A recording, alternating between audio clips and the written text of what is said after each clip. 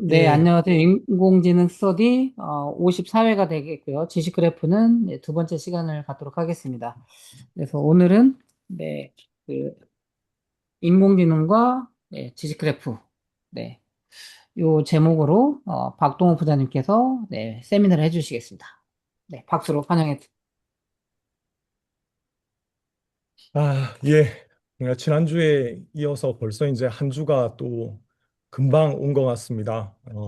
지난주부터 저희가 시작을 보니까 지식 그래프라는 책을 가지고 스터디를 하고 있고요. 지난주에는 저 이부일 대표님께서 지식 그래프란 게 무엇인지에 대해서 아주 잘 설명을 해주셨고요.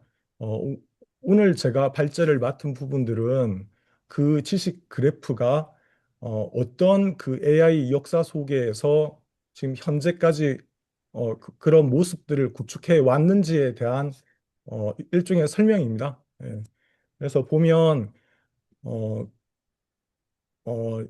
이제 보면 지식 그래프의 어떤 역사는 인공지능의 역사가 있는데 거기서 하나 이제 관통하는 키워드가 있습니다.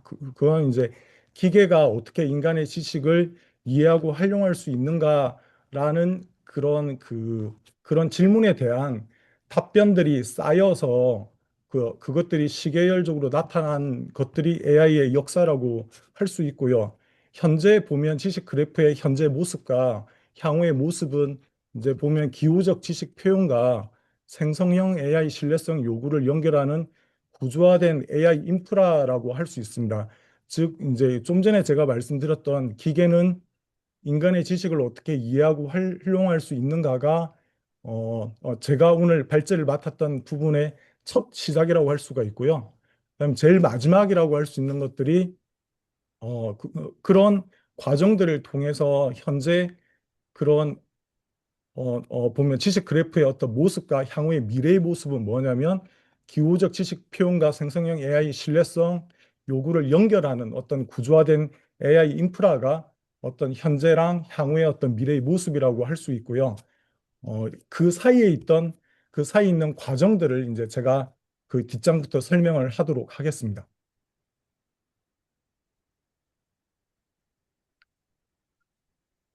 이 보면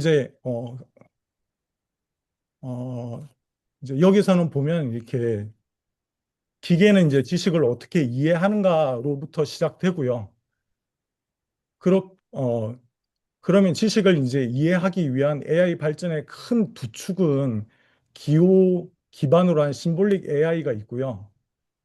그 다음에 통계적 AI 내지는 연결주의라고 하는 큰 두 축이 있습니다. 그래, 큰 두 축이 하나의 어떤 축이 해결을 하지 못했기 때문에 그 양축이 번갈아 가면서 그 시대적인 상황의 그 어떤 문제점들을 해결하려고 이렇게 해서 그게 등장하고 또 일부는 해결하고 또 새로운 문제점이 나타나고 또 새로운 문제점들의 어떤 한계를 보였을 때 또 새로운 시도가 이루어지는 식으로 해서 그런 AI는 발전을 해왔습니다.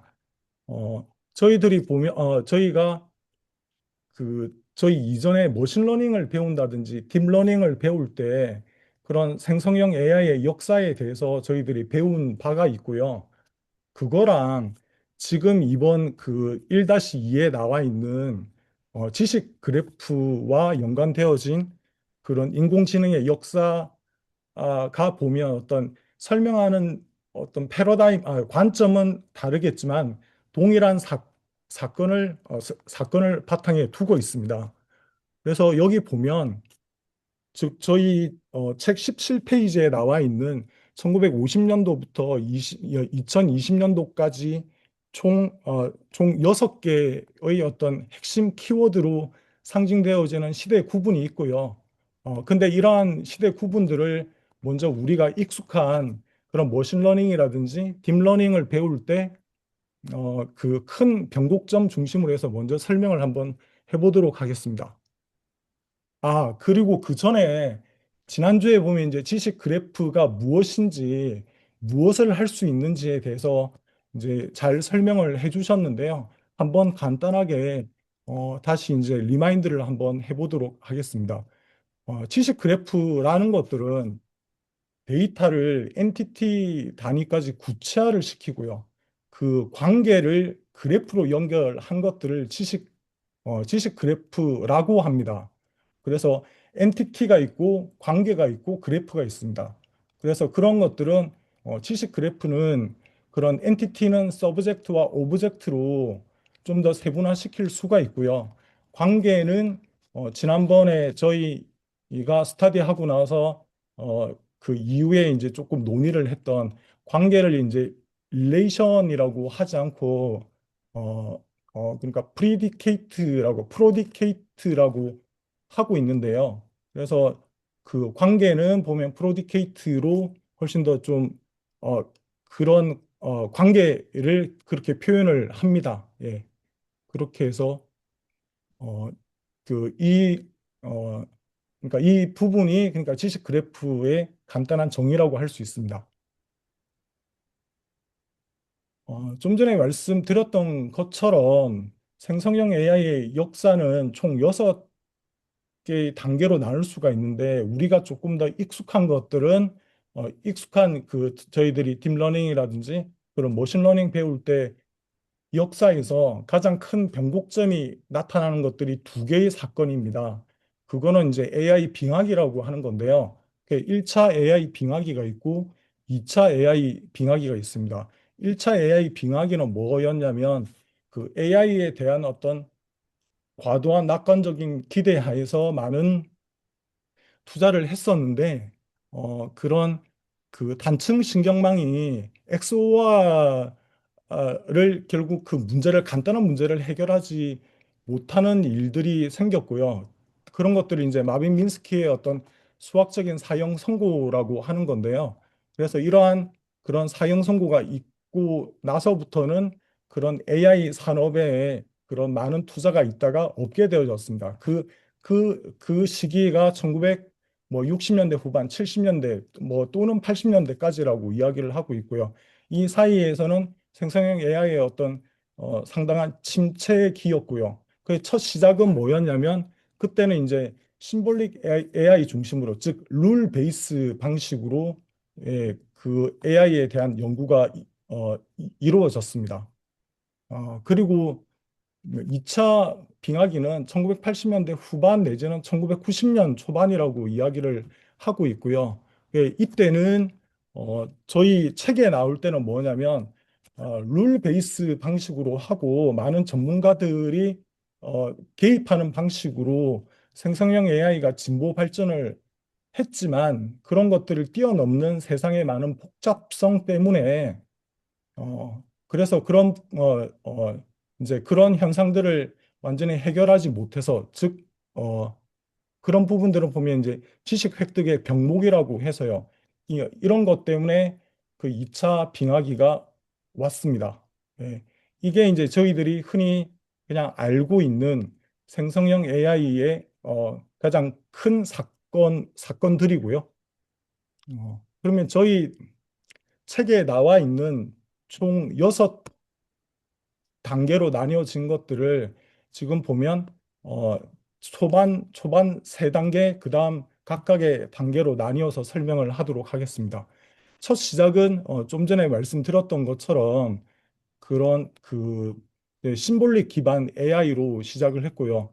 심볼릭 기반 AI 같은 경우에는 첫 시작이 보면 1950년대, 60년대에 보면 기호 논리학을 바탕으로 해서 시작을 했습니다. 어, 즉, 이 부분은 뭐냐면 저희들이 보통 알고 있는 논리학, 즉 3단 논법이라든지 연역법이라든지 뭐 가축법이라든지 이런 관련되어진 부분들이 있는데요. 그런 것들을 기호화를 시켰던 것들을 보면 이렇게 기호 논리학이라고 그렇게 이야기를 합니다. 그래서 그러니까 이 부분들을 보면 이제 기호 기반 AI를 간단하게 정리를 한 건데요. 여기서 보면 그런 세상의 사실 개념 관계를 논리식이나 규칙, 프레임 또는 의미망 등으로 기호화를 어, 한 거고요. 이런 부분들은 이제 좀 전에 말씀드렸다시피 기호 기반 AI랑 연결주의 AI의 어떤 차이들은 지식 표현을 분산 표현, 뭐 벡터 가중치를 써서 그 표현을 하느냐 아니면은 룰 베이스로 하느냐에 따라서 차이가 있고요. 그다음에 처음에 룰이나 기준을 부여하는 방식이기 때문에 기호 기반 AI 같은 경우는 탑다운 방식일 거고요. 그다음에 분산 표현으로 하는 것들은 이제 데이터로부터 학습을 해서 그런 연결을 시키기 때문에 보면 바텀업 방식이라고 할 수가 있습니다. 그래서 이런 추론하고 학습할 때도 보면 기호 기반 같은 경우에는 이제 당연히 논리적인 추론을 할 거고요.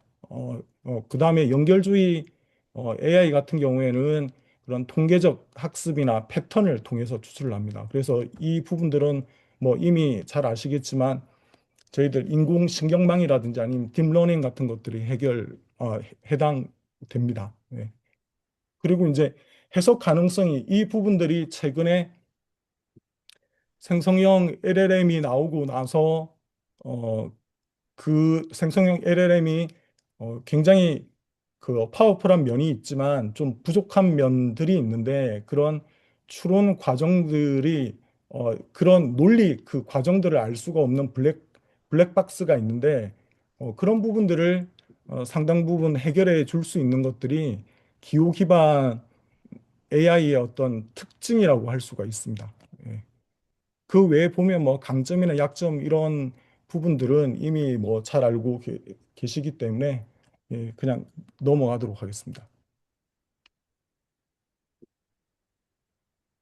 여기 보면 여기 그 통계 기반 AI 같은 경우에는 저희들 주로 이제 보면 머신러닝 배울 때 이제 많이 썼던 건데요. 뭐 SVM이라든지 그다음에 그 패턴화 시키고 유형화 시킬 때 그때 이제 쓰는 AI가 그 통계 기반 AI라고 할 수 있습니다. 그래서 그 그러니까 상대적인 심볼릭 AI랑 비교하는 것들은 앞에서 설명했기 때문에 예, 그래 설명을 생략하고요.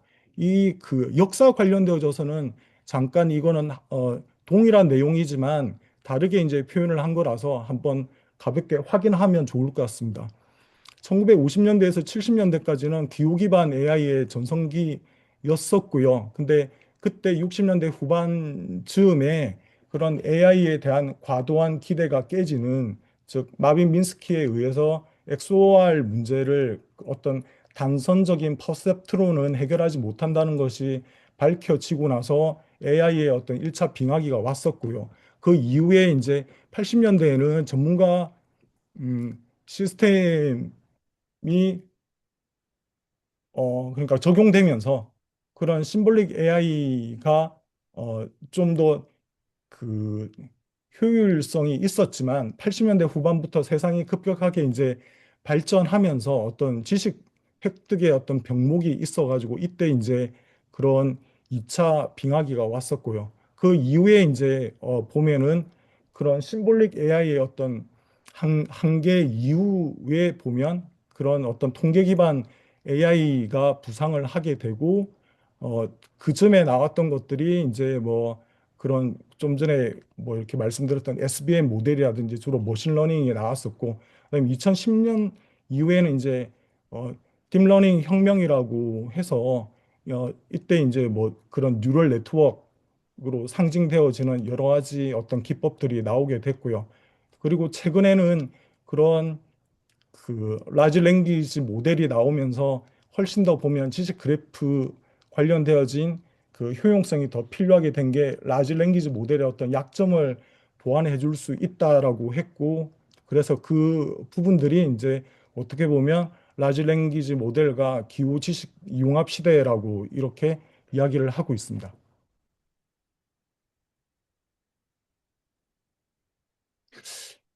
예. 그러니까 이 부분들은 사실 이제 제가 지금 논리학을 처음에 넣었던 이유는 뭐냐면 우리가 알고 있는 논리학은 사실은 굉장히 이제 협의의 논리학이었고 고대 그리스에서부터 시작되어진 논리학의 어떤 정의는 훨씬 더 좀 넓은 범위였기 때문에 그래서 이제 논리학에 대해서도 그냥 간단하게 그냥 논리학의 역사를 조금 짚었으면 해서 이제 이 장표는 만들었는데요. 그러니까 최근에 음, 보면 18세기 이후였는지 제가 지금 정확하게 기억이 안 나는데 저희들이 지금 일반적으로 뭐 생성형 AI가 됐든 어디가 됐든 일반적으로 저희가 논리학이라고 말할 때는 보통 기호 논리학을 이야기를 하고 있고요. 아니면 수리 논리학을 이야기를 합니다. 우리가 근데 일상생활에서 쓰는 논리학들은 그런 그 광의 논리학이라고 할 수 있고요. 어떻게 보면 이제 기호화가 되기 전에 어떤 그런 논리학이라서 굳이 따지자면 어떤 자연어 논리학이라고 할 수가 있습니다. 그래서 뭐 여기서 책에서 이야기할 때 보통 논리학은 어떤 기호 논리학을 이야기를 한다라고 할 수 있습니다. 아, 여기 그러니까 기호 논리학이 나왔네요. 그러니까 기호 논리학 같은 경우에는 저희들이 어떻게 보면 그냥 영어식 표현을 할 때 뭐 주로 if then이라고 한다든지 뭐 only if라고 한다든지 주로 그런 부분들과 관련되어진 주로 기호화시킨 것들을 이야기를 하고요. 그래서 논증의 구조라든지 뭐 이런 거 이야기할 때 보면은 뭐 전제가 있고요. 결론이 있고 추론 규칙이 있는데 저희들 보통 중학교 때 배웠을 때 보통 뭐 P면 Q이다라고 한다든지 아니면 뭐 not A라고 한다든지 뭐 주로 뭐 이중 부정 제거라든지 뭐 not A의 not 같은 경우는 A다 뭐 이런 것들을 이야기를 합니다. 어, 그래서 이제 50년대, 60년대 같은 경우에는 그런 심볼릭 AI가 시작되어졌고 룰 베이스였고 기호 논리학을 바탕으로 이루어졌었고요. 그다음 70년대 같은 경우에는 여기 보면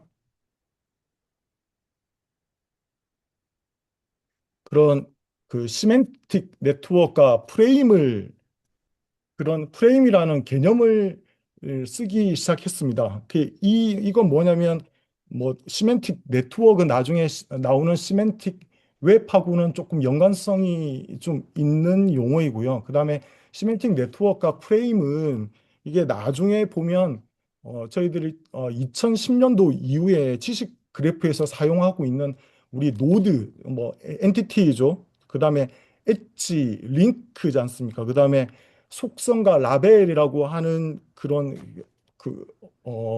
세 가지 개념의 기초가 된 걸 시멘틱 네트워크 내지는 이제 프레임이라고 이야기를 합니다. 하고 여기 보면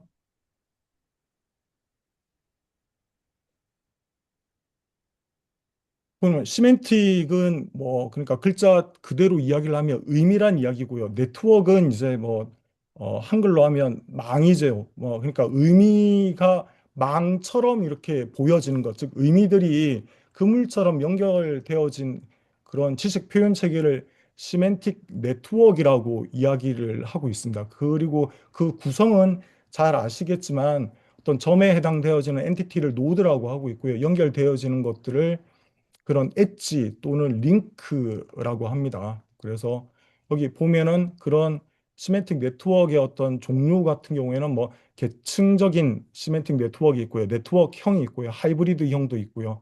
뭐 타입 인스턴스 이런 구조들도 있습니다. 네. 그리고 보면 이제 프레임이라는 단어가 있는데 프레임은 뭐 사회학에서도 쓰는 단어이고요. 심리학에서도 쓰는 단어인데요.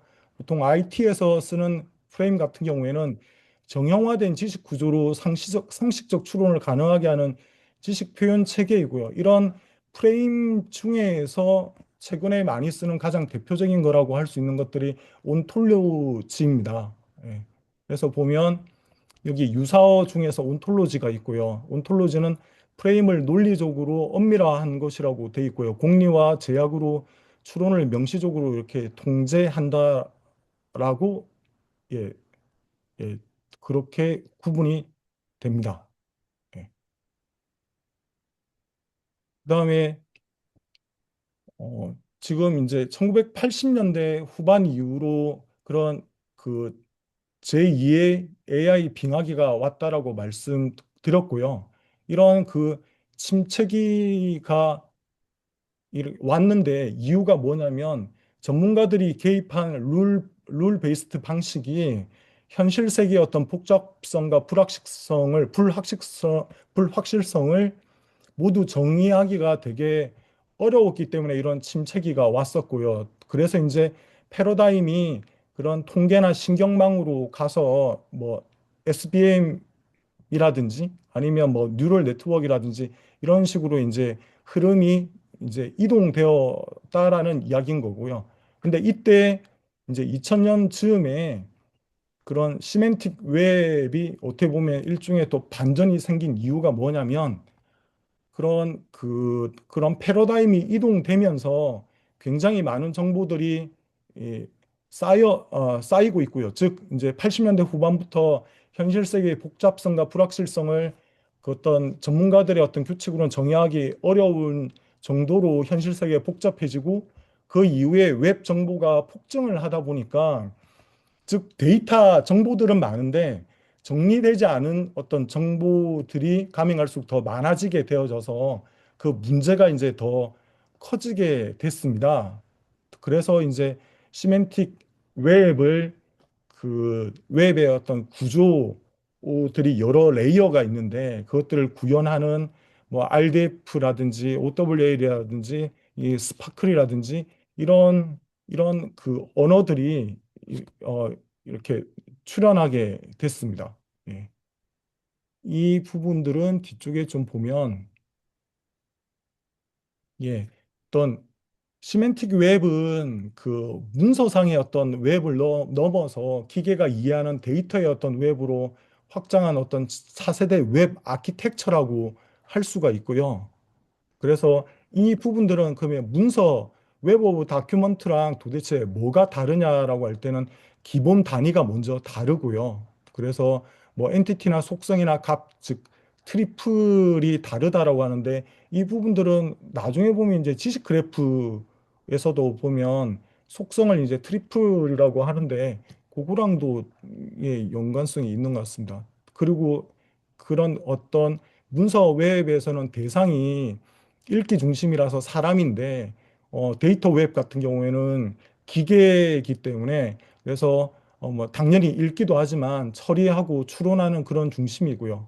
예. 그래서 뭐 기계 이해는 당연히 이제 기계 처리를 하니까 낮고 높음의 그런 차이가 있습니다. 그리고 링크 대상이나 활용 방식이나 어떤 결과에서도 이런 차이가 나타나고요. 그다음에 시멘틱 웹의 어떤 기술 스택은 제일 밑단에서부터 이 추상화를 많이 시키면 시킬수록 뭐 프로프 트러스트 단계까지 가는데요. 저희들이 그 교재로 처음에 선택했던 책들이 보면 책이 그런 이런 시- 어, 시멘틱 웹 기술 스택에 대한 좀 상세한 내용들이 있는 것 같습니다.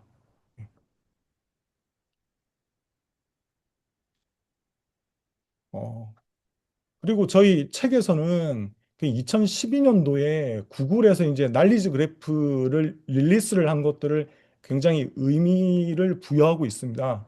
그 이유가 보면 그 여기 이제 구글에서 이제 상징적인 센텐스였는데요. things not strings라고 해서 strings는 이제 뭐 잘 아시겠지만 문자 열입니다. 그래서 단순한 문자 열이 아니고 things, 사물 그것이라고 해서 그래서 사물들을 연결시키는 즉 구글이 단순 검색을 문자 검색만 하는 것이 아니고 흔히들 이제 많이 쓰는 표현으로 똑같은 애플이라고 할 때 그 애플이 사과 애플을 이야기하는 것인지 아니면은 그 애플 회사를 말하는 것인지 관련 기존의 어떤 스트링 검색으로 했었을 때는 구분하기가 쉽지가 않았는데 이런 그런 개체 관계 이해로 이동을 시켜서 충분히 이제 그 문맥상에서 띵즈 즉 회사 애플을 구분할 수 있게끔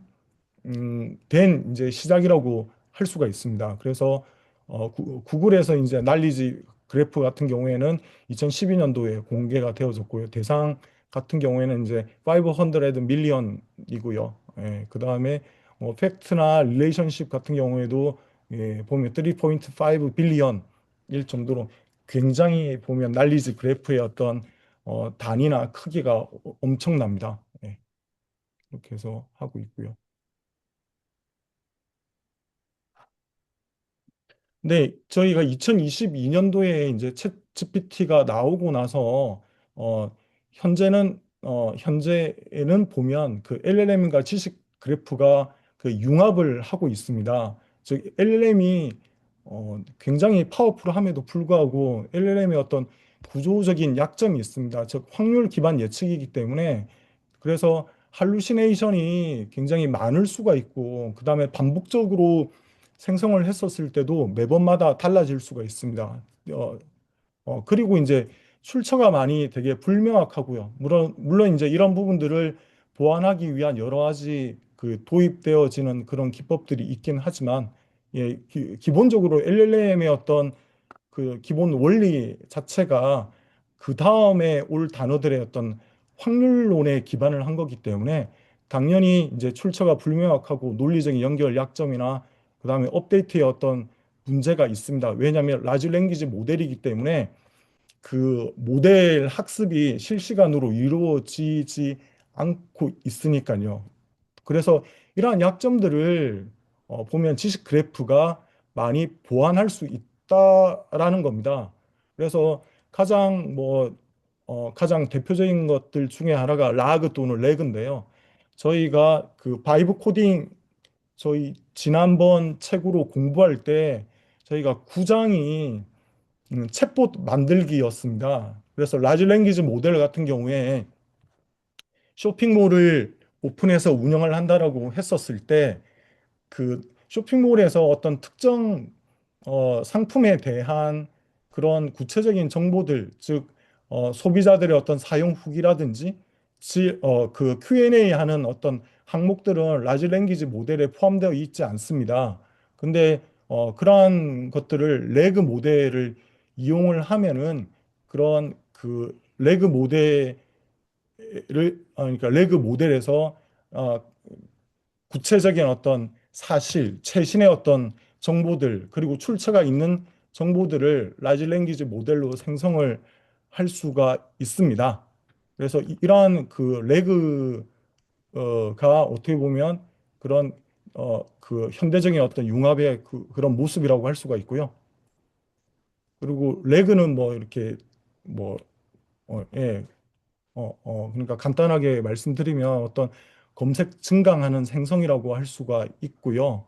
그래서 이 부분들은 레그 모델은 예, 이거는 제가 잘 지금 생각이 안 나네요. 그때 구장 그 구축할 때 보면 예, 그 뭐를 써서 했었는데 네, 그렇습니다. 그래서 이제 지금 보면 그 생성형 AI랑 즉 인공지능과 지식 그래프와의 관계, 즉 지식 그래프의 어떤 향후 과제라고 할 수 있는 건 뭐냐면 지식 그래프는 과거에 그냥 심볼릭 AI가 아니고 LLM 시대 때 신뢰할 수 있고 검증할 수 있는 인프라로 지금 재정의가 되고 있고요. 그래서 이러한 부분들은 이제 좀 전에 말씀드렸던 시멘틱 웹의 어떤 기술 그 스택 구조에 의해서 이런 부분들을 훨씬 더 잘 기술적으로 구조화를 이렇게 해서 할 수가 있고 그리고 이런 것들을 하기 전에 점검해야 되는 프레임들은 그런 데이터 관련되어서 이런 소유권은 누구한테 있는 건지, 그다음에 이 데이터들에 대해서 어떤 최신성 관리는 어떻게 해야 되는 건지, 그다음에 이러한 그 데이터들의 어떤 품질에 대한 모니터링은 어떻게 해야 되는 건지, 뭐 그런 부분들도 있고요. 그런 모델들도 이제 레그의 어떤 검색 평가들도 당연히 주기적으로 해야 될 거고요. 그다음에 이러한 이제 보면 지식 그래프를 도입하는 이유가 환각 환각 현상을 할루시네이션을 좀 더 줄이기 위해서니까 환각 테스트도 해야 될 거고요. 그다음에 그 LLM 모델의 어떤 한계가 출처를 명확하게 그 출처 제시를 못하기 때문에 그런 부분들도 그런 검증을 해야 됩니다. 그 외에 보면 이제 거버넌스라든지 조직이라든지 이런 총 네 가지 관련되어져서 사전에 구현 전에는 점검을 해야 되고요. 예, 한국적인 맥락은 제가 이 부분들은 좀 궁금해서 한국이라든지 현재 외국에 이제 도입되고 있는 현황들을 좀 찾아보니까 이런 한국적인 맥락에서는 이제 그런 상대적으로 기업 도입률이 조금 더 떨어지는데 당연히 이제 일반적인 그런 모델을 쓸 수는 없는 거고 산업이라든지 규모라든지 성숙도에 따라서 별도 검증이 필요하고 특히나 이제 여기 보면 노동시장이 한국은 좀 유연하지가 않기 때문에 그래서 역량도 좀 차별화해서 이렇게 분석해야 된다 이런 부분들이 있더라고요. 그래서 이 부분들은 이제 한국적인 맥락에서 그런 거고요. 이렇게 보통 도입하기 전에는 크게 데이터 모델, 거버넌스, 조직 이런 네 가지 영역에서 이 충분한 점검을 해야 된다라고 합니다. 네. 그리고 현재의 어떤 그런 그 LLM과 지식 그래프의 어떤 그 합쳐진 그런 모습들은 그 다음 주에 1-3에서 조금 더 상세히 책에 잘 서술되어 있습니다. 예, 이상 발표 마치겠습니다. 네. 박동 부장님, 감사합니다. 네. 저희 교재는 딱 네 페이지입니다. 네 장이 아니라 네 페이지인데, 이거를 거의 20페이지 정도로 뻥튀기 해갖고 아주 세세하게 이렇게 얘기해 주셔갖고 너무 감사하고, 아마 책에서는 오늘 발표하신 것도 보니까 그 AI의 흥망성쇠라고 해야 될까요? AI 시작과 네, 또 망했던 시기, 예, 그거를 지식 그래프도 같이 했다. 그래서 그런 내용들을 짧게 책에서 설명하고 있는데 박동훈 부장님이 여러 가지 생성형 AI 도움을 해서 아주 자세히 했습니다. 그래서 이거는 나중에 공유해 주시면 여기 오늘 다 이렇게 읽어주지 못했던 소개시켜주지 못했던 것들은 저희가 읽어서 저희 거로 만들면 되겠습니다. 저도 감사하고요. 혹시 뭐 그 질문이 있거나 아니면 요 지금 발표하신 거에 혹시 보강하실 분 계실까요?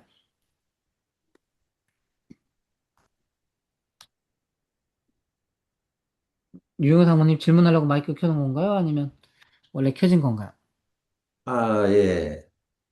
아니, 너무 이렇게 깜짝 놀랐습니다. 이렇게 또, 어, 이게 약간의 우리가 이제 복습하는 느낌인 것 같고요. 어쨌든 음, 여러 가지 쓰고 있는데, 내용이 너무 잘 돼 있는 것 같아요. 그래서 저도 한번 음, 보고, 또, 또 못 보던 내용을 한번, 네, 체크하면 좋을 것 같습니다. 음. 네, 그리고 좋습니다. 요즘에는 어떤 이런 이론을 가지고 하는 건지 참 이제 요즘에 많이 헷갈리는 것 같아요. 그냥 쓰는 것 같아서 음, 이런 용어를 과연 구분해서 우리가 해야 될까?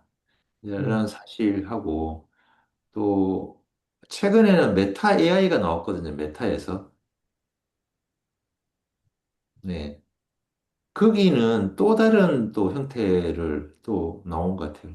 계속 뭔가가 나오는 것 같고, 음, 근데 갈수록 정교해지는 것 같고, 음, 예, 그래서 이제 이제는 보니까 이제 어떻게 뭐 이런 사실은 용어들이 어 굳이 우리가 다 알아야 될까? 우리가 쓰는 데서 이제 약간 그런 음, 생각을 좀 해봤습니다. 음. 네, 그렇죠. 각자의 목적에 맞게 치다 선택을 잘 하시면 될 것 같습니다. 네. 네. 일단 뭐 질문이나 보강하실 분들 먼저 하시면 좋겠네요. 워낙 설명이 뭐 자세하게 돼 있어서. 혹시 엄남경 교수님은 어떻게 들으셨나요? 네. 일단은 자료가 너무 음, 정리가 잘 돼 있어서, 네네. 저 자료 빨리 얻고 싶다, 이런 마음으로, 네. 일단 끝날 때 저 자료를 빨리 보고 싶다, 이런 네. 마음으로 계속 부장님 들었고요. 지금 보내주세요. 네, 지금 보내주세요. 네, 네, 단톡방에다가. 너무 잘 들었고요. 너무 고생하셨을 것 같습니다.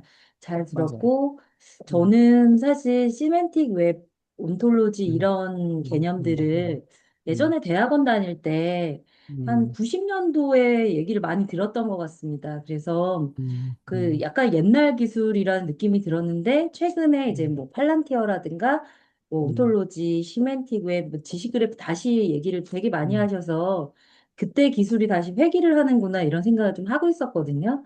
근데 음, 그게 거기에서 더 나아가서 이 현재 온톨로지 지식 그래프 기술은 이제 생성형 AI가 만든 그런 확률적인 데이터를 기반으로 해서 다시 지식 그래프를 그리는 그런 기술이구나. 그런 걸 오늘 얘기 들으면서 음, 잘 좀 정리할 수 있었습니다.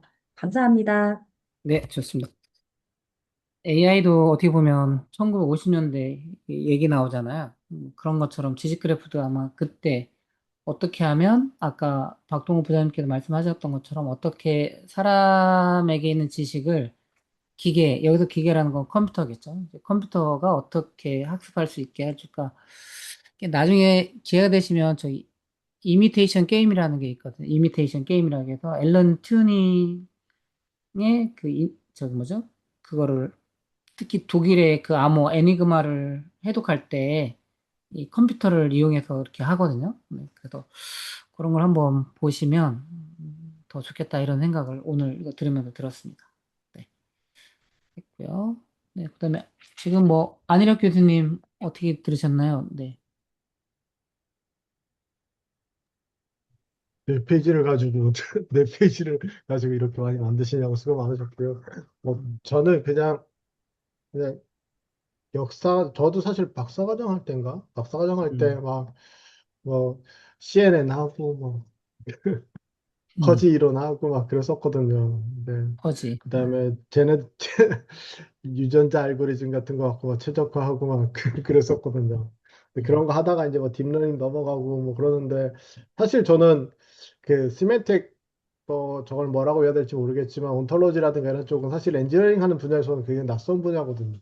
음, 어떻게 저렇게 할 건가는 좀 되게 낯섰는데 앞으로 이렇게 제가 준비하는 것도 이제 리뷰 논문이긴 한데 그러니까 그 지식 사이에 그러니까 사실 저는 그렇게 생각했었거든요.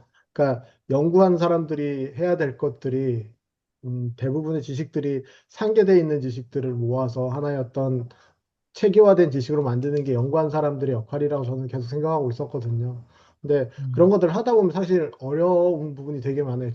그러니까 어떤 지식과 지식 사이의 연결을 고리를 찾아야 되는데 그러려면 사실 많은 부분들을 공부를 해야 되고 그것들 사이 연관성들을 또 나름대로 정리하고 이런 시간이 굉장히 많이 소모되는 일이었는데 그것들이 지식 그래프를 통해서 굉장히 줄어들 수 있지 않을까. 우리가 가식적으로 음, 그러니까 음, 그 가독성 높은 여기도 보면 이제 지식 그래프 같은 거를 보면 링크 같은 거 다 보여주잖아요. 지식들 사이 같은 거 보여주고 그런 걸 통해서 지식을 좀 더 지식화시키는 경험이 지식화되는 시간이 좀 짧아지지 않을까 이런 생각 되게 많이 하고요. 그래서 제가 음, 다른 수업은 제가 잘 안 들었는데 이 수업을 들으려는 이유가 지식 음, 그래프하고 온톨로지 굉장히 관심이 많이 가고 이걸 앞으로 음, 연구에 음, 어떻게 음, 쓸 건지를 좀 음, 많이 고민하고 있거든요. 그래서 그런 과정에서 이렇게 역사를 본다는 것도 되게 좋은 것 같아서 음, 좋은 음, 시간이었습니다. 음. 감사합니다. 네.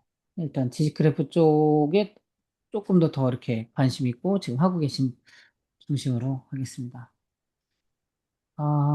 질문은 없는 것 같습니다. 보니까 질문은 없는 것 같고, 엄남경 교수님 옆에 꼭 앉으러 가십시오. 네. 지금 현재와 미래를 보고 있는 거니까 이 지식그래프 단어를 알고 있는 아이는 엄청난 발전인 것 같습니다. 네. 자, 그러면 한 분 한 분씩 짧게 짧게 한번 저기 오늘 발표에 대해서 한번 얘기하시죠. 김별기 박사님. 네네. 뭐, 이렇게 방금은 제 그 이름을 청해 주셨지만, 음, 뭐, 너무 발표를 잘해 주셔가지고, 음, 어, 뭐, 뭐, 이렇게 바로 손들고 말씀을 드리려고 음, 했는데, 이게 음, 이제 저도 많이 들으면서도 오늘 발표 들어서 다시 한번 이제 좀 음, 클리어해진 부분이 사실은 많이 있었습니다. 그래서, 음, 생각을 해보면, 이제 이게 저는 이제 나름대로 굉장히 단순화해서 이제 이해를 하는 편인데, 이제 우리가 뭐, 그 학교 다닐 때 이제 뭐 연역법, 그 귀납법 이렇게 배우잖아요. 그러니까 네, 귀납법이라는 거는 데이터로부터 뭔가 이제 끄집어내는 거고 패턴을 끄집어내는 거라고 이해할 수도 있고 이제 연역은 반대인 거죠. 그 어떤 룰이 있고 그 룰을 이제 데이터에 좀 적용을 하거나 이렇게 되는 이제 두 가지 이제 뭐 지식을 이제 습득하는 방법이 있는데 어, 음, 그 예전에 이제 말씀하셨던 그 시만틱이라는 거는 아무래도 심볼릭 AI나 약간 룰 베이스 어, 이제 로버스트한 이제 가설이나 그걸 기반으로 한 이제 데이터에 맞추는 형태인 거죠. 그래서 이제 사실은 그게 더 잘 될 거라고 사람들이 초반에 이제 생각했던 게 예를 들면 뭐 고양이냐 개냐고 했을 때 고양이의 특징을 이제 AI에다가 막 다 가르쳐 줘 버리는 거예요. 그러니까 말로 음, 가르쳐 주는 거죠. 그러니까 고양이는 수염이 이렇게 생겼어. 그런 사진을 보면 너가 이거로 분류해. 이제 처음에는 이제 AI가 그렇게 갔다가 이제 아니야 그것도 하나도 안 가르쳐 주고 빅데이터를 통해서 그냥 라벨링만 잘하면 얘가 알아서 학습을 하더라. 그래가지고 뭐 제너러티브 AI까지 쭉 이게 이제 스케일 법칙으로 온 건데 그러다 보니까 우리가 이제 지식으로 알고 있는 것들을 더 같이 활용을 했을 때 얘가 더 스마트해질 수가 있더라. 약간 이런 형태로 이제 다시 한번 예전에 시멘틱 AI에 대한 이제 뭐 그걸로 단독으로 음, 돌아가는 게 아니라 이제 같이 쓸 수도 있다. 이렇게 이제 약간 사상이 크게 바뀌는 거라고도 저 나름대로는 이제 단순화가 된 음, 거고요. 음, 음, 음, 이게 이제 저는 이제 또 한번 우리가 이제 어떤 갓난 아기가 아니면은 뭐 우리 원시인이 예전에 이제 지구에서 학습을 해 나가는 과정을 우리가 생각을 했을 때 처음에 음, 이제 귀납법으로 했을 거란 말이에요. 그러니까 뭐 물도 만져보고 뭐 이런 세상을 이제 감각을 통해서 익히지만 그게 이제 어느 정도 하면 이게 모든 데이터를 다 얘가 머릿속에 가지고 있을 수는 없으니까 지식이라는 형태로 그게 이제 뇌에 효율적으로 딱 있게 되고 그럼 연역을 통해 가지고 굉장히 이제 지식이 효율적으로 저장이 되고, 근데 또 새로운 것들에 대해서는 귀납법으로 다시 하고, 런 것들로 우리가 또 다시 한번 단순화해서 이걸 이해할 수 있지 않을까, 이런 생각을 좀 음, 해봤습니다. 음. 네, 좋은, 좋은 피드백이었던 것 같습니다. 네. 그래서, 저도 예전에 그 머신러닝, 딥러닝 공부하면서, 이게 진짜 이게, 그러니까 사람이 배우는 거랑, 그렇죠. 사람이 결국 자기가 배운 거를 그 컴퓨터한테 비슷한 방법으로 학습을 시키는 거니까. 그래서 정말 학습한다는 게 놀랍다. 네, 그리고, 네, 하여간 그런 생각을 많이 했는데, 오늘 또 발표 들으면서 그런 생각도 하고, 또 김설기 박사님이 그런 부분을 한번 잘 정리해 주신 것 같습니다. 네, 그 다음에 장주현 이사님. 아, 네.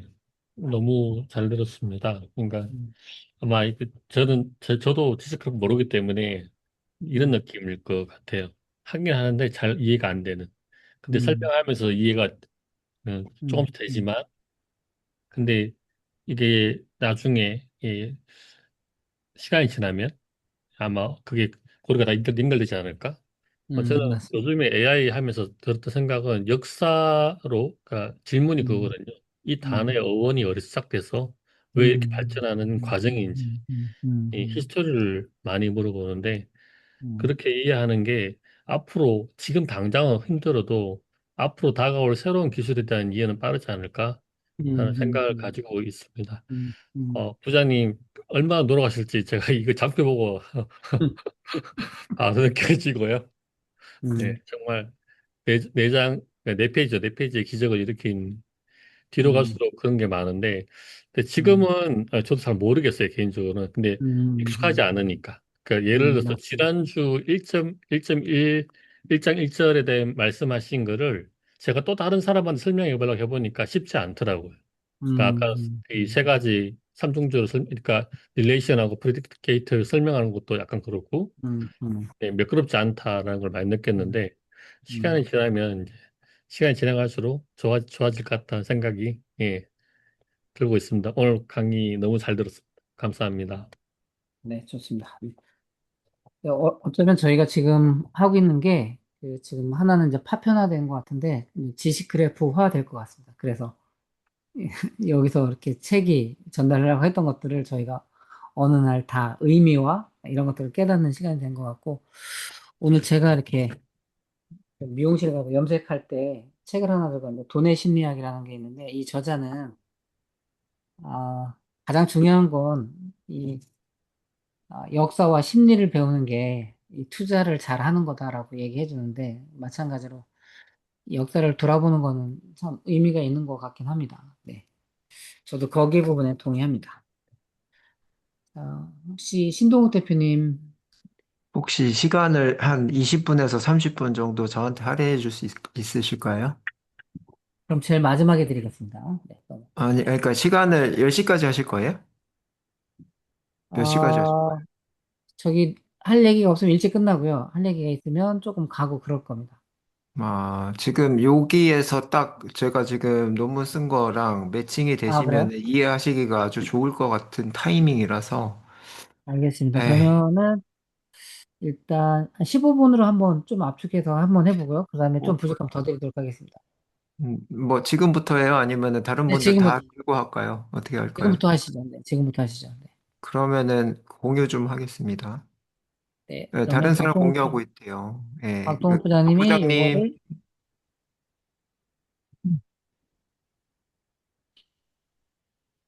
천천히 해주세요. 천천히. 천천히 15분은 어려울 것 같긴 한데, 일단은 뭐 네. 해보도록 하죠. 네. 여러 발표자가 공유할 수 있습니다. 잠깐만요. 제가 강제로 종료할 수 있나? 박동욱 부장님이, 네, 됐습니다. 이제 하시면 됩니다. 네, 잠시만요. 어떤 건가?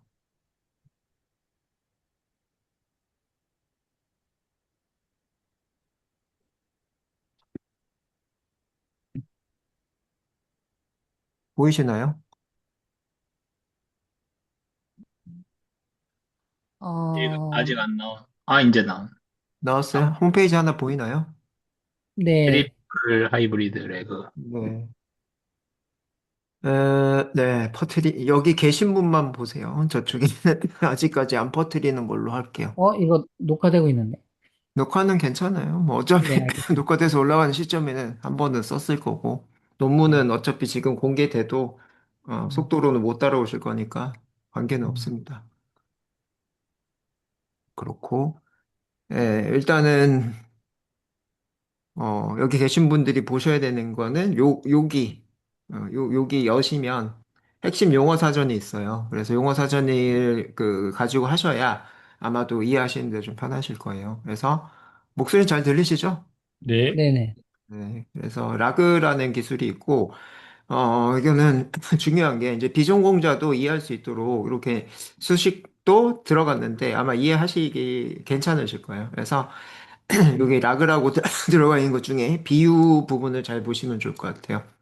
그래서 시험 볼 때 암기한 내용만 쓰는 게 아니라 교과서에서 관련 내용을 먼저 찾아서 읽고 답을 오픈북 방식으로 하는 방식과 같다라고 돼 있어요. 그래서 원래 이제 데이터 가지고 계신 거 있고 이제 신규 데이터 이런 것들은 인터넷에 찾아가지고 그걸 믹스해서 LM을 통해서 그 얘기를 하는 이 기법이 이제 라그라는 기술이고요. 그다음에 우리 이제 트리플 하이브리드라고 하는 게 있는데 지금 하시는 거가 그래프 쪽이시에요. 그래프 쪽이신데 그 전에 우리가 배웠던 거가 벡터예요. 그래서 벡터랑 그래프 하시고 있고 그다음에 이제 하실 게 온톨로지잖아요. 그래서 세 가지를 합쳤다라고 보시면 돼요. 그래서 이 세 가지를 합치게 되시면은 들어오는 질문에 따라서 가중치를 둬서 그 가중치에 따라서 이 문장 같은 것들이나 아니면 어떤 검색이 더 효율화가 좋다라고 보시면 될 것 같아요. 그래서 이제 제가 논문지 논문에 해당하는 거가 제가 4월 달에 나왔고 5월 달부터 지금 계속적으로 이 트리플 하이브리드 라그에 PPO 기반이라고 되어 있는데요. PPO라고 하는 거를 이제 밑에 보시면 PPO 여기 안 보이시면 PPO가 강화학습에 있어요. 그래서 PPO라고 하는 거가 이렇게 보이실 거예요. 그래서 강화학습인데 너무 강화학습을 급격하게 정책을 바꾸지 말라라고 들어가 있어요. 그래서 이제 알파고 1, 그다음 알파고 2, 뭐, 여기 있었는데, 알파고 1에 해당하는 거는 아시는 것처럼 이세돌이랑 두면서, 이게 기본 데이터를 학습한 거고, 알파고 2에 해당하는 거는, 이제 경우의 수에 해당하는 거죠. 그래서 그 바둑에 해당하는 규칙만 알려주고 얘한테 비지도 학습으로 제가 스스로 독학하게 해서 깨닫게 이렇게 이제 만드는 거죠. 근데 이제 룰이 있으면 그 룰에 해당하는 거를 깨달았다고 너무 확 바꾸지는 말고 조금씩 바꿔가지고 그 룰에 해당하는 거를 최적화를 해라라고 하는 게 이제 PPO라는 거예요. 해서 주식을 조금씩 조정하면서 리스크를 관리하는 투자자처럼 급격한 변화 없이 점진적으로 최적화를 수렴하도록 이렇게 한 게 이제 PPO다라고 보시면 될 것 같아요. 그래서 PPO 기반으로 적응형 동적 가중치 학습을 해서 이 그 프레임워크로 성능에 해당하는 거를 높였다라고 보시면 돼요. 그래서 제가 이제 박사 학위 논문을 이렇게 그죠? 이제 진행을 하고 있고요. 요 내용 중에 이제 중간에 썼던 게 그 릴레이션 DWA라서 DWA 자체가 이 가중치에 해당하는 걸 둬서 그 가중치에 따라서 진행을 한다라고 보시면 돼서 룰 베이스라고 보시면 돼요. 규칙 기반. 아까도 이제 박동호 부장님이 얘기를 하셨고요. 그 룰 베이스에서 이제 한 단계 더 높아져서 가중치 자체를 이 머신이 비지도 학습을 통해서 학습한 이 수치 데이터로 그 효율화 한다. 그죠? 뭐 그 가치를 높인다라고 좀 보시면 좋을 것 같아요. 그래서 이제 이 3채널이죠. 앞에서 이제 우리가 그 트리플이라고 해서 알파, 베타, 감마라고 하는 알파에 해당하는 거는 이제 벡터, 그다음에 벡터에 해당하는 거는 그래프, 그다음에 감마에 해당하는 거는 그 온톨로지인데요. 그 3채널에서 이제 18채널로 이렇게 올리면서 요 질의 응답에 해당하는 거를 3차원 기반으로 이제 만들어서 수치를 올린다라고 보시면 좋을 것 같아요. 그리고 이제 액터 크리틱이라고 되어 있는데 액터는 배우고 이제 크리틱은 감독이에요. 그래서 배우와 감독이 있는데 배우가 이제 연기를 해요. 그러면 감독이 그 연기에 해당하는 얘기를 좋다, 나쁘다 이렇게 하시는데 그 좋다, 나쁘다에 해당하는 거를 통해서 강화학습을 하되 그 강화학습에 해당하는 거가 너무 극하게 이제 연기 변신을 하지 못하게 어느 선에서 조정을 해가지고 이 최적의 그 연기를 한다라고 보시면 좋을 것 같아요. 그래서 이제 5636 파라미터인데 웬만하면 우리는 M 단위와 혹은 빌리언 단위 이런 것들을 학습을 하는데 가볍게도 이 성능에 해당하는 걸 보장을 하더라라고 보시면 좋을 것 같아요. 그래서 이 박사학위 논문에 해당하는 거가 제일 이제 큰 얘기 중에 하나가 이제 비용입니다. 그래서 이 F1 스트릭이라고 하는 이 그 성능 지표가 있는데 얘는 어떤 거냐면 다 옆에 있어요. 옆에 있으시니까 평가 지표에 가시면 F1 스트릭 얘가 있어요. 얘는 답변에 해당하는 게 정답하고 얼마나 일치하는지를 보는 건데 이제 이전에는 이렇게 홍성민 교수 유형화과학과가 정답이면 AI가 홍성민 전자공학과로 이렇게 하면 절반만 점수를 받는다라고 되어 있어요. 그치? 그래서 얘가 이전에는 그러니까 F1 스코어에 해당하는 거는 둘 중에 하나라도 맞으면은 어느 정도 이 점수에 해당하는 거를 거의 뭐 100에 가깝게 주는데 F1 스코어는 조금 더 F1 스트릭은 절반에 해당하면 절반 이렇게 보시면 되고요. 그다음에 그 내용에 해당하는 것 때문에 이 성능에 해당하는 게 좀 더 올라가는 거다라고 보시면 돼요. 그래서 PPU 기반이라서 조금 더 그 평가가 가혹하더라도 가혹한 결과 중에서도 성능이 더 나아졌다고 보시면 되겠습니다. 그래서 우리 이 질의 중에 가장 어려운 게 조건 처리 질이거든요. 조건 처리 질의는 36% 개선 효과가 있다라고 보시면 될 것 같고요. 오라클은 회사 오라클이 아니고요. 오라클 자체가 이제 이론적으로 봤을 때 가장 극으로 나올 수 있는 성능 지표가 오라클이에요. 그래서 그거보다 이 강화학습 기반으로 만든 이 DWA가 더 성능이 잘 나오더라라고 보시면 될 것 같고 비용에 해당하는 거 요거는 오프라인 캐시라고 해서요. 한번 강화학습을 통해서 룩업 이 테이블을 만들어내면 그 테이블에 해당하는 걸로 하기 때문에 API 호출 비용이 0에 가까워진다. 그래서 한 번 학습을 하는 비용이 33달러 정도 들어가고요. 그 이후에 이제 이 사용에 해당하는 거는 0달러 정도 되는데 이제 실질적으로 그 운영으로 API 비용을 땡겨서 쓸 때는 230달러 정도 들어가요. 그래서 비용 절감의 효과가 아주 크더라라고 보시면 될 것 같아요. 그래서 이 내용이 이제 핵심 내용들입니다. 그래서 지금 설명에 해당하는 것들 얘기를 드렸고요. 이 데이터셋 같은 경우에는 이제 만들어서 진행을 했고 그 다음에 이제 그 실질적으로 여러분들이 데이터는 그 의료 데이터 이런 거 가지고 한번 테스트를 해봤는데 성능에 해당하는 거가 어떤 그 기준이 좀 있으면은 극복이 좀 될 것 같다라는 게 이 논문의 핵심 키워드가 될 것 같아요. 핵심 결론이 될 것 같습니다. 그래서 이런 내용에 대한 게 뒤쪽에 있으니까 보시면 좋을 것 같고요. 자, 그래서 요 알고리즘에 해당하는 거 다 제가 만든 거고요. 그래서 쿼리에 해당하는 거가 들어와요. 쿼리에 들어오면은 이 쿼리 분석기가 이제 심플인지 멀티옵인지 이 컨디셔널인지를 판단을 합니다.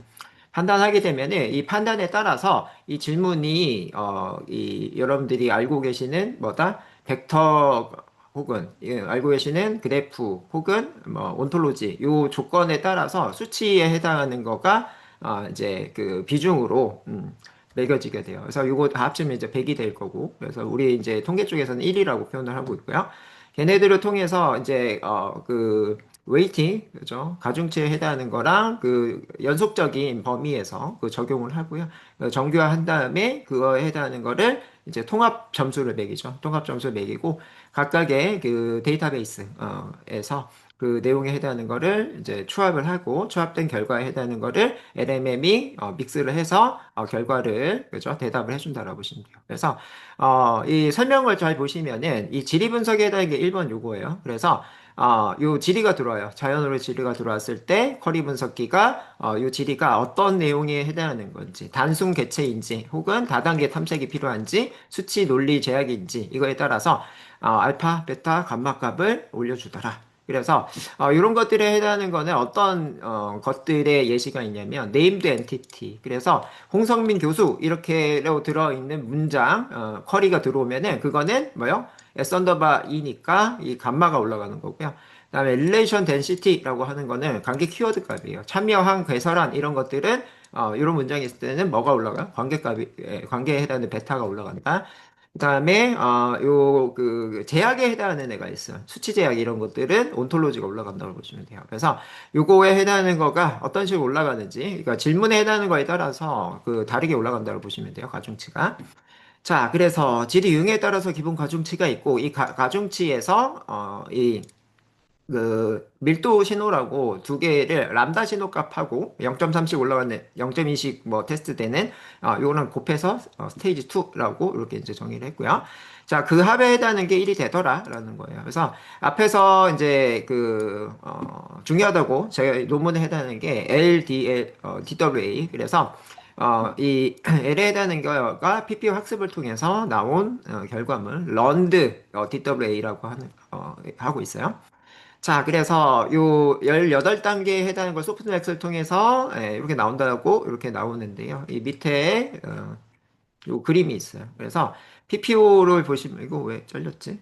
여기 보시면은 요 18개. 그래서 뭐다? 요 신호값, 밀도 신호값이랑 소스에 해당하는 거 각각의 이제 벡터, 그래프, 온톨로지 이렇게 하셔서 그다음에 이 지리의 유형에 따라서 요 개수가 18개가 되고요. 리니어를 통해서 여기 잘려가지고 안 보이네.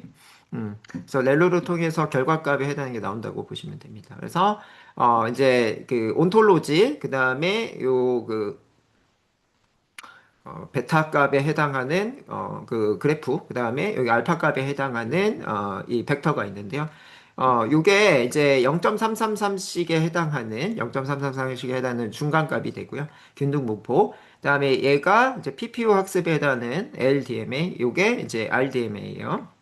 그래서 각각의 수치값들이 여기 이렇게 이제 보이고 있어요. 잘 안 보이네요. 그죠? 그래서 실질적으로 LDMA에 해당하는 거가 0.62, 0.23, 그죠? 그 다음에 0.15 이렇게 돼 있고 얘는 0.868, 그 다음에 0.225, 그 다음에 0.09 이렇게 돼 있어요. 그래서 여기에 따라서 이제 결과값의 안기창 교수에 해당하는 거가 요 지금 질문이거든요. 안기창 교수가 그 담당한 과목 이렇게 하시면 아이고 왜 안 보여? 이렇게 지금 보이는데 심플이라고 얘기를 하고 있고요. 그래서 요 다음에 이제 문남미 교수가 참여한 프로젝트 얘는요. 자, 이렇게 죠 이제 멀티홉이다. 그래서 왜 멀티홉이냐라고 여기가 나오고 있어요. 그래서 참여한 목록이 있기 때문에 얘는 멀티홉. 그래서 이제 한 가지 질문이 아니고 여러 가지 질문으로 구성이 돼 있다. 그래서 첫 번째 질문 대비했을 때 첫 번째 질문에 해당하는 거가 이렇게 그 단순이죠. 이렇게 담당 과목은 뭐다? 그 과목 자체가 정답이 이게 이 과목이 있죠. 이 과목이 있을 건데 그럴 때는 이제 벡터로 검색하면 좋다는 얘기고요. 이게 문남일 교수가 참여한 프로젝트 이걸 하실 때는 어떤 게 좋더라?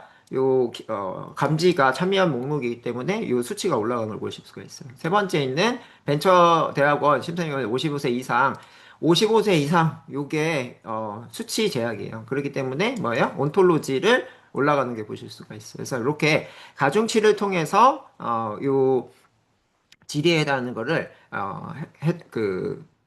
질의에 해당하는 거를 처리를 하게 되면은 그 처리에 해당하는 결과값이 좋아진다라고 보시면 돼요. 그렇죠? 그래서 실질적으로 그 내용을 여기 어디 갔어?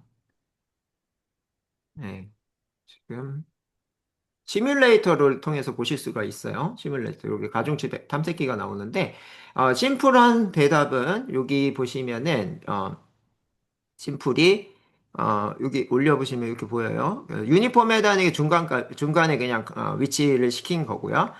올리는 거에 따라서 여기 X에 해당하는 게 요거 현재 슬라이드 얘고 그다음에 이제 LDWA 그다음에 RDWA 이게 이제 이전 논문과 지금 논문에 해당하는 수치값이에요.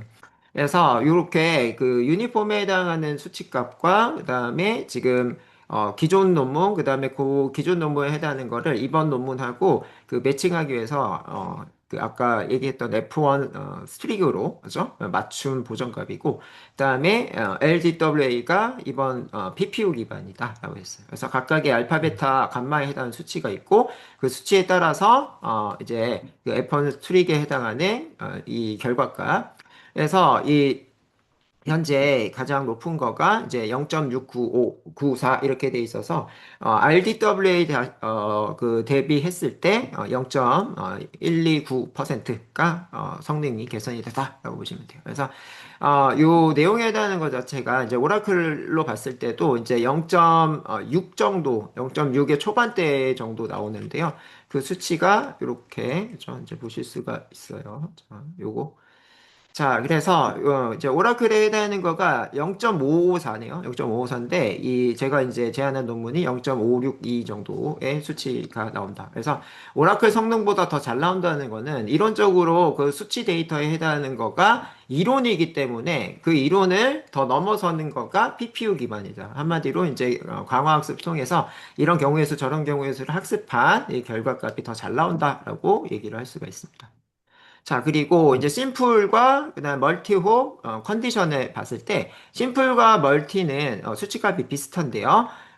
컨디션에 해당하는 거는 차이가 많이 나는 걸 보실 수가 있어요. 그래서 이 PPU 기반일 때는 우리 그 온톨로지에 해당하는 온톨로지에 해당하는 컨디션 그러니까 조건 처리죠. 조건 처리에 해당하는 크다 작다 뭐 이런 것들을 더 잘 판단하고 뽑아내실 수가 있다라고 보시면 될 것 같아요. 자, 그래서 요게 이제 오라클이에요. 요게 이론상 가장 큰 그죠? 값인데 그 값을 넘어서고 있다라고 보시면 돼요. 그래서 수치 아까 이제 막대 그래프에서 본 것처럼 보실 수가 있겠고요. 모든 영역 F1 스코어, F1 서브스트링 그다음에 EM 페이지풀 이렇게 돼 있는데 요 것들 EM에 해당하는 거가 이제 가장 잘 맞춘 거를 뜻하는 거예요. 그래서 부분 일치는 빵점을 주는 지표가 EM이에요. 그래서 이동 그 교수님, 내용도 네, 네, 네, 1분으로 정리해 주시면 좋겠습니다. 네. 네, 다 했어요. 이제. 네. 네. 그래서 그 내용에 해당하는 것도 이 개선점이 있다라고 이제 보시면 좋을 것 같아요. 음. 자, 그렇고, 이제 아키텍처는, 아시는 것처럼 지금처럼 이렇게, 그죠? 머징 하셔서, 파이널, 앤서를 내준다라고 보시면 될 것 같습니다. 저 앞에서도 이제 강조했어요. 강조한 것처럼, 이 튜닝에 해당하는 거가 이제 한 번 돈 들어가는 게 33달러, 14시간 그 동작하고요. 그러고 나면은 이제 오프라인 캐시로 동작을 해서, 그다음부터의 그 API 호출에 해당하는 거는, 없이, 절감을 하실 수가 있다. 그래서 이제 288달러가 이제 33달러가 되고 그다음에 이제 하드웨어도 4090 정도의 여러분 구할 수 있는 수준의 하드웨어로 학습을 하실 수가 있어서 그렇게 그된 알고리즘이 이제 소개가 됐다라고 보시면 좋을 것 같습니다. 그래서 이제 지금 시점에 여러분들은 요 그 용어랑 그다음에 여기 테스트를 이런 거 해보시면 좋을 것 같아요, 여기서. 그래서 요 부분에 테스트를 해보시면 돼. 여기다가 입력을 하셔가지고, 떻게 들어오는지, 그죠? 그것만 좀 해보시면은 좋을 것 같습니다. 그래서 이해에 해당하는 거가 여기다가 잘 정리를 해놨고, 거기에 비유적인 거를 좀 보시면은 좋을 것 같아요. 네, 여기까지 하겠습니다. 네, 감사합니다. 네. 그래서, 신동우 대표님은 그러니까 저희가 하는 거에 어떻게 보면 실제적인 구현하는 쪽에 이렇게 논문으로 완성하신 것 같아요. 그래서, 요거는 이렇게 듣기는 아까워갖고 나중에 그 신동욱 대표님이 발표하실 때가 한 8월 정도 되거든요. 그럼 아마 논문 다 통과하셨을 것 같아요. 그리고 저희가 또 이런 지식 그래프라든가 온톨로지에 대한 얘기가 조금 더 이해된 다음에 오늘 이야기를 들으면 더 잘 될 것 같습니다. 네. 약간 되게 귀한 내용 저희한테 공유해 주셔서 감사하고요. 네. 자, 그러면은, 네. 저희는 오늘 발표는 저 박동욱 대표님이셨고요. 다음 주는 유지연 선생님인데 유지연 선생님이 지금 자리에 안 계시는 것 같아요.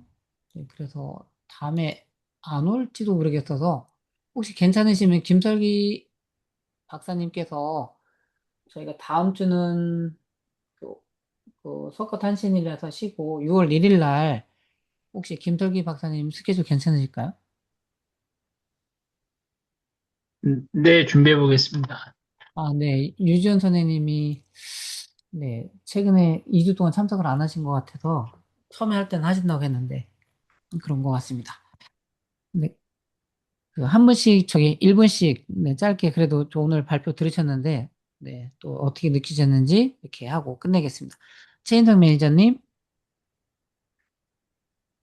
네, 오늘 발표 잘 들었습니다. 그리고 음, 제가 좀 모르는 내용들이 음, 많더라고요. 아무래도 저는 HR 음. 쪽에만 있었기 네, 때문에. 그쵸, 그쵸. 그래서 시멘팅 얘기나 뭐 이런 용어들에 대해서는 사실 책을 통해서 지금 계속 알아보고 음, 있고요.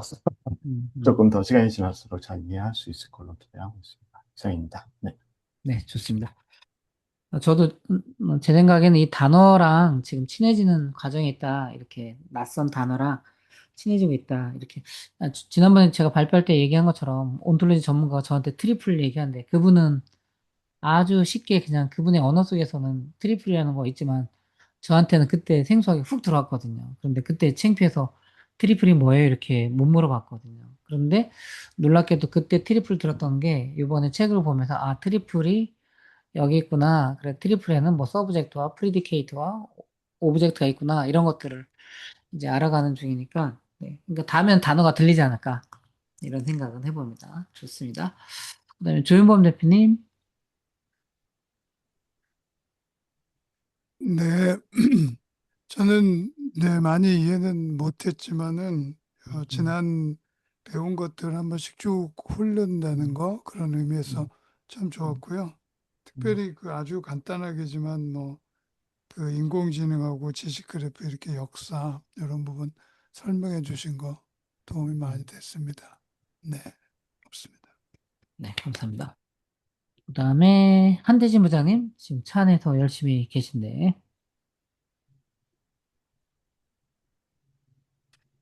아, 네, 차 안에 있습니다. 네네네. 오늘 발표 정말 잘 들었고, 음, 저도 사실 100% 다 이해를 할 수 있는 사항은 좀 음, 아니어서, 근데 매번 느끼는 건데, 지난 바이브 코딩 할 때도 박동욱 부장님 발표하는 거 보고, 정말, 정말 꼼꼼히 준비하신다라고 느꼈는데, 음, 음, 오늘도 나중에 발표 자료를 보면서 이거 무조건 제 거로 만들어야 되지라는 생각이 좀 들 음, 정도로 잘 만들어 주셨고, 음, 네. 그리고 신 대표님 자료도 저렇게 또 활용을 하시는구나 라고 해서 음, 저희 스터디의 어떤 퀄리티를 또 격상시켜주는, 그래서 너무 잘 봤고, 예, 예, 예. 그래서 다음 또 신동우 대표님 하실 때 조금 더 저희가 이런 그쵸. 이해도를 가지고 더 들으면 좋겠다. 그리고 저 개인적으로는 다음 스텝의 제품을 만들기 위해서 지금 이런 음, 뭐 톨로지라든지 지식 그래프 관련된 음, 것들에 대해서 그 적정 기술, 그러니까 상용화 가능한 이런 음, 부분들에 대해서 조금 관심을 갖게 있거든요. 음, 근데 아직 음, 조금 여러 가지로 부족한 베이스가 많다 보니까 지금처럼 계속 이렇게 하나하나씩 쌓아가서 좀 음. 그렇게 해서 한번 해보려고 합니다. 잘 들었습니다. 네, 좋습니다. 저희가 이건 세미나 하는 과정 속에서 뭐 이건 저도 저희 회사도 프로젝트를 할 거고 하여간 그 보안을 잘 가리면서 네, 그래서 그 하여간 실전의 이야기도 하고 다른 분들도 아마 그렇게 하면 이게 지금은 개념 위에 뭐 이렇게 하지만 나중에 구체적으로 아, 저렇게 적용되는구나 현장에서 이런 것들을 경험할 수 있는 시간이 곧 올 것 같습니다. 자, 그다음에 구봉곤 대표님, 네, 네, 아, 예, 오늘 뭐 좋은 강의 많이 들었고요. 오히려 그냥 그 용어 중에서 아까 강의하셨던 용어 중에 이제 보이는 AI라는 개념처럼 얘기했던 내용이 좀 그 AI 있는 AI인데 설명이 가능한 이 AI라는 용어가 참 괜찮은 용어라는 생각이 좀 듭니다. 그래서 용어 하나 좀 배웠고요. 아까 그 이제 저기 뭐 발표해 주신 그 논문 쪽에서 이제 내용을 보면 온톨로지 엔진이라는 말을 쓴 용어가 있더라고요. 그래서 사실 온톨로지가 되게 막연하고 모호한 얘기이긴 한데 정말 구체적으로 그 용어를 딱 뭐라고 해야 하는 게 좋을까라는 표현에서는 오늘 두 분 내용을 보면 되게 뎁스가 있는 것 같습니다. 그래서 음, 좀 하나하나 좋은 그 용어 하나씩 배워가면서 좀 음, 더 구체적으로 설명하는 것들이 참 의미가 있다는 생각이 들어서 오늘도 강의 좋았습니다. 네, 맞아. 네, 전문가한테는 더 잘 들리는 것 같습니다. 네, 최지현 선생님, 네,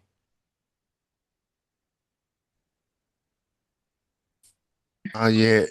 저도 너무 잘 들었고요. 내용 음, 너무 자세하게 설명을 음, 음, 해주셔가지고, 음, 이해도 잘 되고, 또 신 대표님 또 나중에 추가 이렇게 소개해 음, 주셨던 것도, 예, 음, 잘 들어가지고, 너무, 음, 예, 재밌는 강의였었던 것 같습니다. 예, 감사합니다. 알겠습니다. 혹시 박동호 부장님 저기 발표하시다 보니까 내가 이거 꼭 하고 싶었는데 이거 빠뜨린 거나 뭐 이런 거 아니면 또 공부하시면서 느꼈던 소감 네, 들려주시면 좋겠습니다. 예, 뭐 저는 이제 어떻게 보면 이제 IT 쪽에 뭐 공부도 안 했었고 업무도 특별히 연관이 없어서 음, 스터디 지금 하는 것 자체가 저한테는 굉장히 좋은 환경이고 또 제가 뭔가를 해야 되는 또 강제하 되는 상황이라서 음, 굉장히 저는 뭐 할 때마다 이제 조금씩 조금씩 든다라는 생각이 들고요.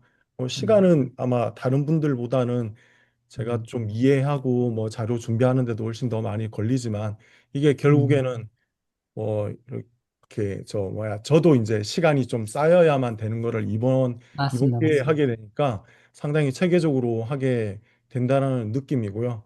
그다음에 이제 또 뭐 다들 이제 저보다는 훨씬 더 전문가시고 훨씬 더 경험이 많으신데 근데 뭐 이렇게 제가 의견 내거나 뭐 발표한 거 중에서 좋은 부분을 또 크게 말씀해 주셔가지고 예.